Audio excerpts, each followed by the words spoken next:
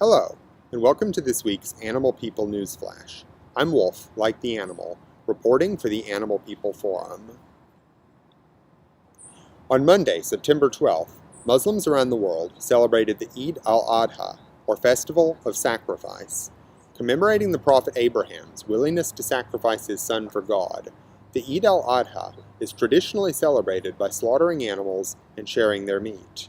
Cattle, sheep, and goats are among the most commonly sacrificed, the majority of whom are imported overseas from countries such as Australia and Brazil. Images from this year's festival show animals being killed painfully in the streets, and rivers literally running red with blood. Some Muslims, however, chose to celebrate the Eid without bloodshed. In Lucknow, India, members of the organization Muslim Rashtriya Manch instead baked and shared a cake in the shape of a goat, saying, "The Bakr Eid festival spreads a message of humanity. It is not right to kill a goat without any reason and eat its meat."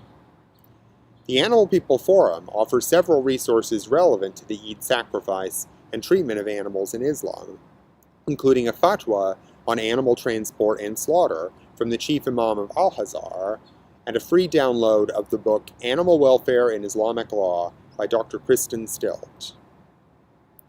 On Friday, the government of Norway announced a massacre of more than two-thirds of its wolf population. There are believed to be only 68 wild wolves remaining in the country, of whom up to 47 will be permitted to be shot, the largest cull in Norway in over 100 years. The government justified the planned killings as necessary to protect livestock, specifically sheep, whom the wolves sometimes prey upon. Conservation groups argue that actual losses due to wolf predation have been minimal. Far more sheep die from disease, environmental, or human causes than are killed by predators, and farmers receive government compensation for their losses. Wolves are not the only carnivores under attack in Norway. In recent years, the government has also permitted hunting of wolverines, golden eagles, and bears. A similar wolf massacre is underway in the U.S. state of Washington. State officials have been killing off members of the Profanity Peak wolf pack since early August, after several attacks on cattle grazing in their territory in the Colville National Forest. As of the State Department of Fish and Wildlife's most recent update, 6 out of 11 pack members have been shot, and plans to exterminate the remaining 5 are still ongoing. Wild animals are also under attack in South Africa, where rangers have begun killing buffalo and hippos in Kruger National Park. They plan to kill around 350 total individuals and distribute their meat to low-income people living on the park borders. Officials say that the killings are meant to prevent larger die-offs due to a severe drought, said to be the worst in 35 years, which has placed strain on the park's grasslands and waterholes. There are 7,500 hippos and 47,000 buffalo presently living in Kruger National Park. The United States Bureau of Land Management has stated that it has no plans to kill wild horses. The BLM's National Wild Horse and Burro Advisory Board had previously advised the agency to sell the 46,000 wild horses it holds captive in corrals and kill those who could not be sold. The advice met massive outcry from advocacy groups and the general public. Speaking to a congressional panel on Thursday, BLM Management Director Neil Corns said the agency was committed to finding other alternatives to reduce the wild horse population, such as fertility control drugs and increased adoption. The BLM also announced recently that it would cancel controversial experiments to test surgical sterilization methods on wild mares. The past week saw several other legal developments in the United States. Ohio's new anti-cruelty law went into effect Tuesday. Named Goddard's Law after activist Dick Goddard, it increases the charge for knowingly harming a companion animal from a first-degree misdemeanor to a fifth-degree felony, and imposes mandatory prison time for anyone who assaults a police or service animal. The U.S. Department of Agriculture has introduced a new bill to help end the practice of horse soring, in which show horses have weights or painful objects or substances applied to their front hooves, forcing them to walk with a higher step. If passed, The bill would ban soaring devices and substances and end self-policing by industry insiders. The USDA will accept public comments at this link until September 26. On Wednesday, Congressman Hastings of Florida chaired a briefing on House Resolution 752, which calls on Chinese authorities to shut down the infamous Yulin Dog Meat Festival and ban the dog meat trade. The resolution is co-sponsored by 114 congresspeople of both major parties. Peter Lee, Humane Society International's China policy specialist, who presented at the briefing, commented afterward that Resolution 752 is not a war of culture against China. The Chinese were the first to stand up against the Yulin Dog Meat Festival. The bond between companion animals and humans is not Western, but transcultural. On Thursday, a new anti-wildlife trafficking bill passed the U.S. Senate by a unanimous vote. Once signed into law, it will direct U.S. agencies to work with countries affected by wildlife crime, support ongoing anti-trafficking efforts, and aid prosecutors in punishing poaching and illegal trophy hunting.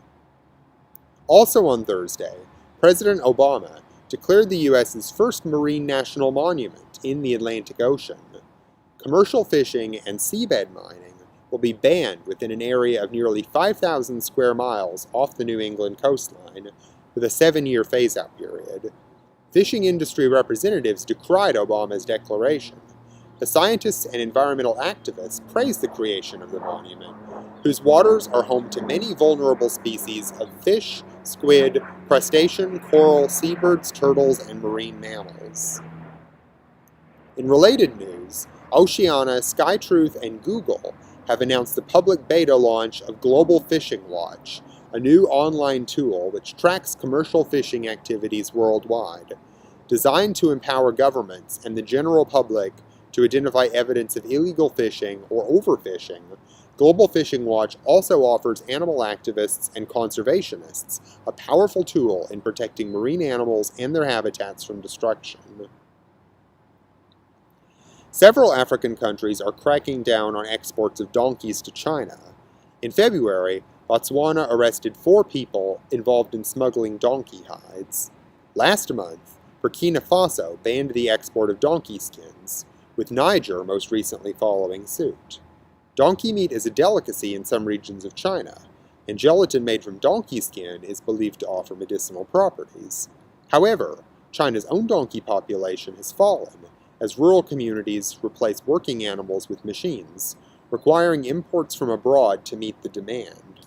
In April, Africa's first licensed donkey slaughterhouse was opened in Kenya, and South Africa is reportedly considering plans to train farmers in breeding donkeys for Chinese consumption.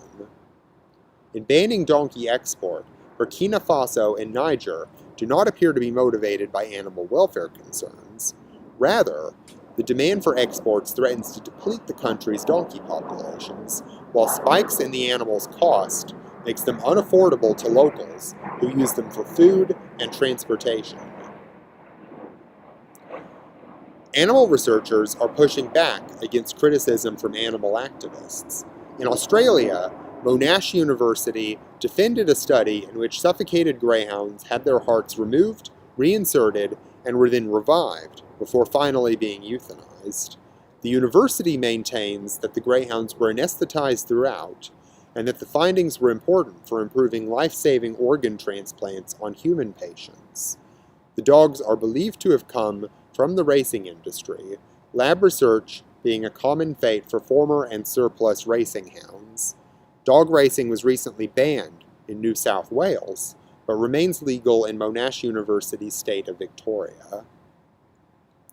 In a letter published in The Guardian on Tuesday, scientists stated that experiments on primates are crucial to medical advances in treating neurological diseases such as Parkinson's.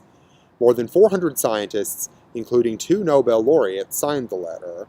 Their statement comes in response to a research paper by Cruelty Free International and a letter in The Independent, signed by Jane Goodall and Sir David Attenborough, arguing that brain research on primates was no longer scientifically necessary.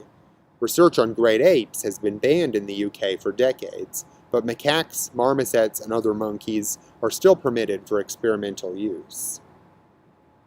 Whether experiments on animals remain scientifically valuable or not, the Beagle Freedom Project seeks to hasten the end of animal research through its Beagle Freedom Prize. Currently accepting applications on its website, the project will award 5 grants of $50,000 each to scientists and research teams developing innovative replacements for dogs and other animals in their research. The deadline to apply is October 1st, 2016. This newsflash covers just a few of the countless issues facing animals worldwide. More information can be found on the Animal People Forum, our online magazine and social networking site for people who care about animals. Anyone is welcome to contribute, so if you would like to share your knowledge, express your views, or raise awareness of any animal protection issue, sign up at www.animalpeopleforum.org. Together, we can help create a kinder world for all living creatures. Thank you.